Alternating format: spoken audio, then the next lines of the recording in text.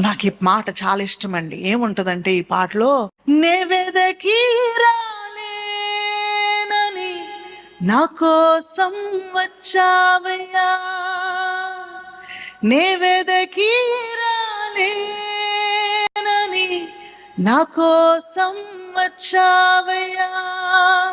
హల్లెలూయా. మనం వెదకి ఆయన దగ్గరికి వెళ్ళలేము. It's impossible. ఆలోచన చేయండి. అంధకారంలో ఉన్నవానికి ఏం తెలుస్తుంది ఎటు ఏమున్నాయో? అంధకారంలో ఉన్నవానికి వెలుగంటే ఎలా తెలుస్తుంది? ఎట్టి పరిస్థితుల్లో కూడా నీవు నేను పరిశుద్ధుడైన దేవుని యొద్దకు, నీతిమంతుడైన దేవుని యొద్దకు, దహించు అగ్ని అయిన దేవుని యొద్దకు ఎలా వెళతాము? It is impossible.